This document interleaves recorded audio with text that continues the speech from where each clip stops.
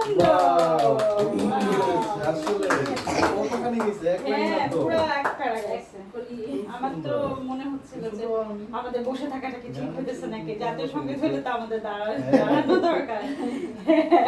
এটাও একটা শিখার বিষয়। এটা কি জানো তোমরা? জানো?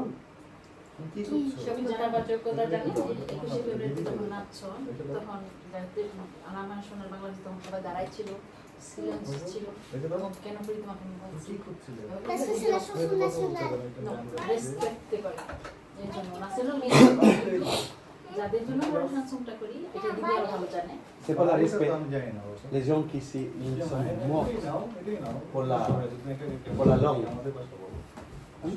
সব দেশেরই একটা জাতীয় সঙ্গীত থাকে না, তো এটা হচ্ছে শ্রদ্ধা জানানো, রেসপেক্ট, শ্রদ্ধা জানানো যে এই সময় তোমার হাতে কিছু থাকুক না থাকুক, মানে কিছু থাকলেও সেটা রেখে তুমি যেই জায়গায় যেই মুহূর্তে আছো সেই জায়গায় সুন্দর করে দুই হাত পাশে রেখে দাঁড়ানো। অনেকে করে কি এরকম বুকে হাত দেয়, হ্যাঁ, কিন্তু এটা কিন্তু আসলে আমাদের নিয়মে নাই। ইউরোপের হ্যাঁ, বাংলাদেশের নিয়মে তুমি দুই পাশে হাত রেখে সোজা হয়ে দাঁড়াবা এবং হাতে কিছু gentiment. থাকবে না।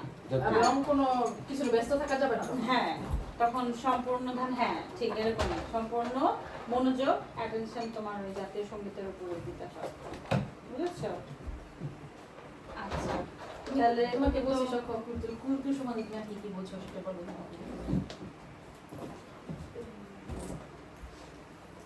উচ্চমানের সংস্কৃতি। তুমি বলছো, দিদি বলছো যে তো বাংলাদেশি ড্রেস তুমি পছন্দ করো কিনা, বাংলাদেশি খাবার কি কি ছিল সেটা পছন্দ করো কিনা, বাংলাদেশি নাচ যে তুমি পোলাও, বিরিয়ানি, ভাত, রোস্ট, ডাল, তরকারি। হ্যাঁ সব বলো যা যা তোমার তারপর মনে আসে। চিতল পিঠা, পিঠা, হ্যাঁ, পাটিসাপটা কি ছিল? পিঠা, তুমি ইমাজিন করবা যখন আমরা বাংলাতে যাই তখন যেগুলো হয় এগুলো সব বাংলাদেশে। রেকর্ড করতেছি, তুমি ছবি তুলো একটু মাঝে মধ্যে। বলো তারপরে কোন ড্রেস তোমার পছন্দ বাংলাদেশি?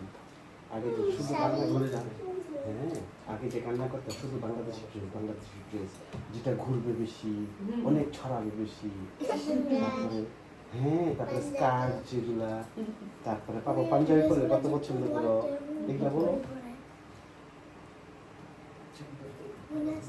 শাড়ি পছন্দ করো? বেশি না। বেশি না। বেশি না, বেশি। তাই, আচ্ছা।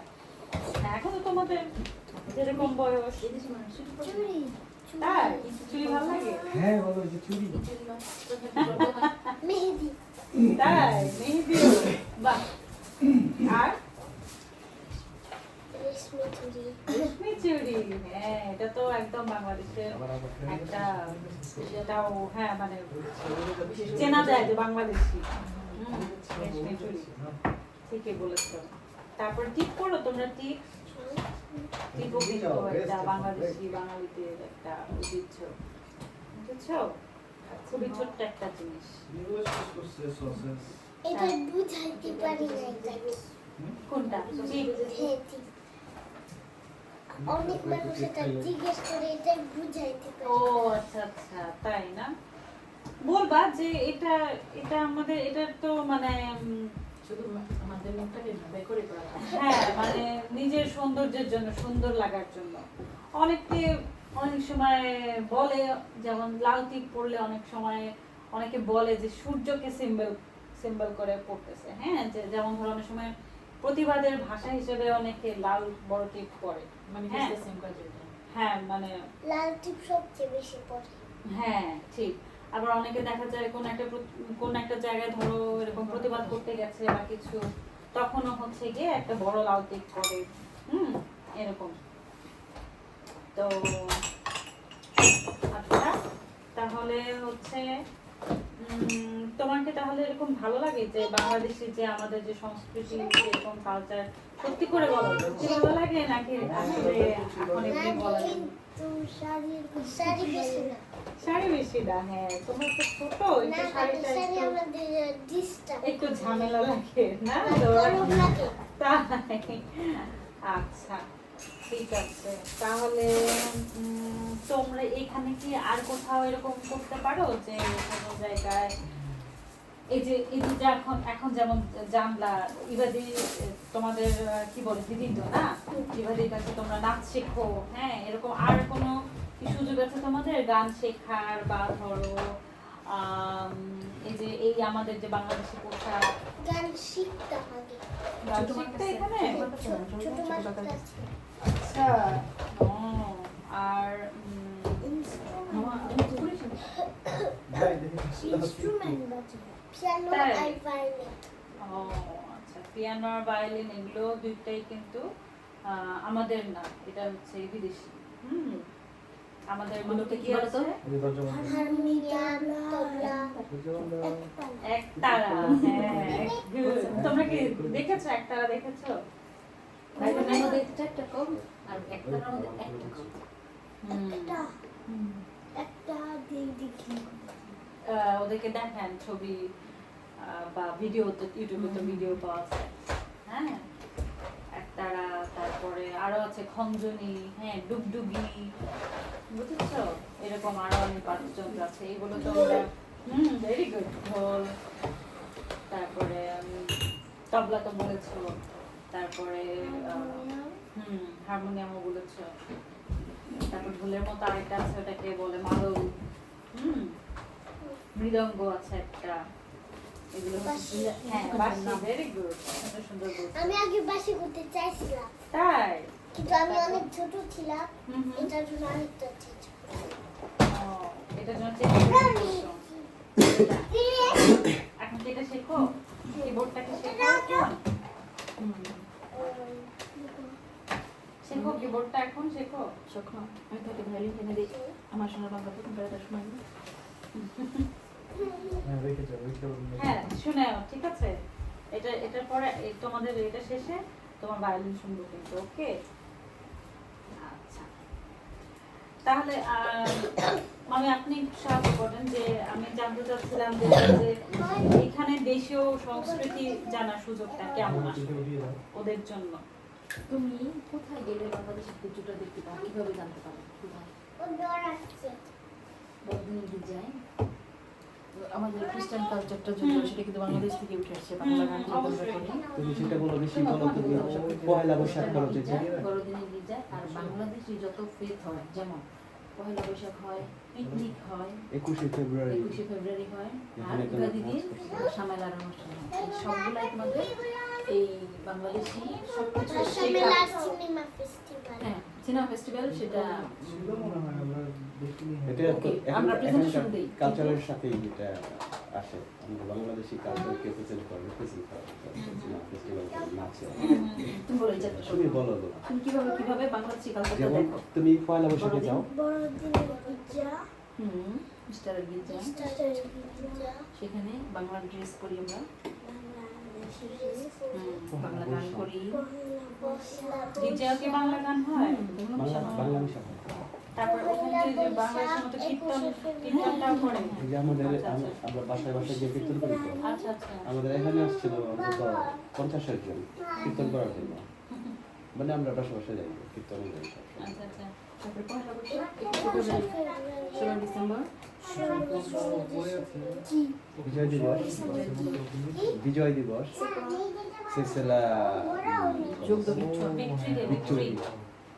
ভিক্টোরি, আর তারপরে হলো 26শে সিনেমা মার্চ। ফেস্টিভ্যাল আর ভাষা মেলা। এটা হচ্ছে আমাদের, এবং এগুলা দুইটা পরিচালনা করে এইভাবে, সিনেমা ফেস্টিভ্যাল আর ভাষা মেলা দুইটা এইভাবে পরিচালনা করে। সেখানে তুমি কিভাবে শিখো? নাচ শিখো, তারপরে বাংলাদেশি সবাই আসে, সবাই বাংলায় কথা বলে, বাঙালি খাবার খাও, ভর্তা নিয়ে যাও। খাবার খাও, তাই ভর্তা নিয়ে যাও? হ্যাঁ, ভর্তা পিঠা নিয়ে যাও। শাড়ি পরো, সিঙ্গারা? শাড়ি পরো, সাদা লাল শাড়ি পরো, নাচো, গান করো, অন্যরা গান করে তোমরা সেটা শোনো। লালটা বাংলাদেশের একটু কুল একটা অনেক জিনিস হয়। লাল কালারটা বাংলাদেশে বেশি ইউজ হয়। কারণ এটা কোথায় আছে? আচ্ছা। বাংলাদেশের উল্টা গ্রাপো পতাকা যেটা, ওটার মধ্যে কি কি কালার আছে? লাল আছে আর গ্রিন আছে। Yes. সোজা করে বসো। লাল সবুজ লাল সবুজ। কেন লাল সবুজ সেটা জানো? না বলো তো। হ্যাঁ ইভেন বলো, বলো, বলো কেন তো বলো। বানাচ্ছে পতাকাটা লাল সবুজ? কারণ যে হ্যাঁ, বলো তুমি যেরকম যেরকম পারো তো মিলে বলো, আমি বলে দেবো। তোমার একটা নাম কি সবুজটা কি বলো তো কিসের মতো? হ্যাঁ ঘাস, বাংলাদেশ সবুজে সবুজে ভরা, সেখানে মাঠের মতো। বলো তারপর বলো। আর লালটা সেখানে কিসের জন্য? লালটা কেন আসছে? রক্ত, যারা যুদ্ধ করে মারা গেছে অনেক মানুষ। ভাষা শহীদ বলে তাদেরকে, হুম, তারা যখন মারা গেছে সবুজের মধ্যে অনেক রক্ত ছিল, অনেক রক্তের বন্যা বয়ে গেছে, এর জন্য সবুজের মধ্যে লাল, আমাদের রক্তের কি বলে এটাকে, সিম্বল, Symbol, প্রতীক। প্রতীক সেটা। হুম। যে সবুজের মধ্যে লাল আসছে এর জন্য যে অনেক ভাষা শহীদরা আমাদের জন্য প্রাণ দিয়ে গেছে, অনেক রক্ত দিতে হয়েছে, এর জন্য সবুজের মধ্যে একটু লাল মাঝখানে সেটা। বুঝছো? আমার এটা হ্যাঁ, এটা দ্রাপ করার জন্য, Design করার এইভাবে জন্য। ডিজাইন করার জন্য এইভাবে করছে এটা। এবং যেদিন বাংলাদেশের বিদ্রোহ হয়েছে সেদিন সূর্যটাও লাল ছিল। সকালবেলা ঘুম থেকে উঠে যখন সে দেখছে যে আজকে তাদের সূর্যটা যেরকম গোল হয়, সূর্যটা সকালবেলা যখন উঠে তখন লাল থাকে, ওইটাকে নিয়েছে সিম্বল হিসাবে। সেটাও এবং একটা প্রতীক, হ্যাঁ। আমাদের রক্ত আর সূর্য হ্যাঁ রক্ত এবং সূর্য। সূর্য কি হয়, ভোরে ওঠে, মানে একটা নতুন দিন শুরু হয়, আর তখন সূর্যটা একদম লাল থাকে আর গোল থাকে। তো এটাও হচ্ছে ওই লাল, মাঝের লালটা দিয়ে, পতাকার মাঝের লালটা দিয়ে এগুলোকে বোঝায়, বুঝেছো? কি স্লোগানটা দাও? জয় কি? জয় বাংলা। ওই বাংলা। নিজে নিজে শিখছে টিভি দেখে। ওলা লা। আচ্ছা, গোপাল মন্দির মানুষ। মুজিবুর এলাকার মানুষ না। ঠিক আছে। তাহলে এবার একটু বলো তো, তোমরা ইবাদির কাছে কবে থেকে কতদিন ধরে নাচ শেখো? 2 বছর অনেক দিন হয়ে গেছে, 2 বছর না? আর কিভাবে? এবং তারা 3টা ভাষা মেলায় পার্টিসিপেট করছে। এবারটা নিয়ে ফার্স্ট। বাহ, তারপর তোমরা এসে গেছিলা, প্যারিসে গেছিলা, এটা বলো। প্যারিসে গিয়ে একটা ভাষা পেলাম না, শহীদ হয় না। একটা শহীদ দাঁড়িয়ে দাঁড়িয়ে ভাষণ দেয়, বঙ্গবন্ধু। উদ্বোধন। বঙ্গবন্ধু জয় বাংলা। ওই বাবা। এটা কি শুধু জয় বাংলা। আমার নিজের একটু ঘুরাই দিলেই নয়। ও, আবার দেখাও তো বাবা সব করে। জয় বাংলা। জয় বাংলা দেখাও। দেখো। জয় বাংলা। জয় বাংলা। আমরাই পারি না। জয় বঙ্গবন্ধু। ওঠো আবার, ওঠো দাঁড়াও। বলো, তুমি পারো? তুমি পারো? আচ্ছা, মুড আর তোমাকে আচ্ছা, ভিডিও তোমাকে ভিডিও করছি না। আচ্ছা, ছবি তুলবে না? না, অনেকেই পছন্দ করে না, অনেক বাচ্চারা ছবি তোলে। তার নিচে দেখো। ওঠো। তাহলে তোমরা 2 বছরে 3টা প্রোগ্রাম করে ফেলছো না? ভাষা মেলা, 3টাই ভাষা মেলা। 3টা ভাষা মেলা ছিল আর 2টা সিনেমা ফেস্টিভ্যাল ছিল। আর এটা বলো, ওই দিন আমি উদ্বোধন করছি যে সেটাতে। প্যারিসে শহীদ উদ্বোধন হয়েছে। প্যারিসে। হ্যাঁ, প্যারিস। সেখানে তাদের ইভেন্ট রাজ্যের বলো মা, তোমাদের নাচের গ্রুপকে ইনভাইট করেছিল প্যারিস থেকে। ওখানে তোমরা তোমরা সবাই গেছিলা ওখানে গিয়ে শুধু নাচ? নাচের জন্য তোমরা শুধু নাচের জন্য, গিয়েছিলে? হ্যাঁ। বাহ, দারুণ তো। সেখানে সবচেয়ে ক্রেম কে ছিল? কেন কেন? ক্রেম মানে কি? ক্রিম। ক্রিম। ক্রিম। আইসের মধ্যে ক্রিমটা যদি আলাদা করে ফেলো তাহলে কিন্তু আইসের আর তেমন কোনো টেস্ট বা ভ্যালু কিছুই থাকে না। তো আইসের মধ্যে যখন ক্রিমটা মিশাও, দুটো মিলে কিন্তু খুব একটা টেস্টি এবং খুব ডেলিশিয়াস প্রেজেন্টেবল হয়। তো সেই হচ্ছে আমাদের বাসার ক্রিম, ওভারঅল সে আমাদের গ্রুপের একজন ক্রিম। এবং পুরো নাচটা শেষ হওয়ার পরে সে এবার ছোট এবং ওজন কম ছিল, তো তাকে একদম তোমার পতাকাটা সবাই এরকম মনুমেন্টের মতো করছে। আর সে সবার পিঠে উঠে দাম দিকে উঠে গিয়ে পতাকাটা এরকম মনুমেন্ট করছে। ওয়াও, দারুণ তো। বড়টা পারে এটা এটা ছোটটাই করছে। আচ্ছা, হ্যাঁ, কথাটা দেখাতে পারলেই হলো, বড় ছোট সমস্যা নাই, তাই না? ভেরি গুড, খুব সুন্দর। তারপরে এক্স্যাক্টলি এরকম করে নাই, কিন্তু এরকম করছি। তাই, বাহ, এটা তো ভালো, সেলুট না? হ্যাঁ। এই কথাটাই? না, না, আমার পতাকা এভাবে দিতে আচ্ছা, কিন্তু তোমরা তোমরা এই যে ইবাদির যে নাচের তোমাদের গ্রুপটা কিভাবে তোমরা তার মানে তার খোঁজ পেয়েছো, কিভাবে তার সাথে যোগাযোগ হয়েছে? একটা বাংলাদেশি বিয়েতে তারা নাচছে আর মা পরিচয় নিতে চাইছে। আচ্ছা আচ্ছা, মা জিজ্ঞাসা করেছে পরিচয় কি? মানে আমরা আচ্ছা। তাদের সাথে নাচ চাই করতে পরিচয় চাইছি। দিতে চাইছে, ভেরি গুড। আচ্ছা। let them say whatever they want to হ্যাঁ say. হ্যাঁ। আচ্ছা, তারপরে সেই বিয়ে প্রোগ্রামে ইবাদির সাথে তাহলে পরিচয় হয়েছে না? তারপরে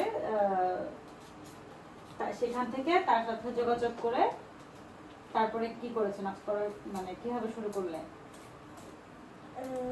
সালামি শিখে Exercise.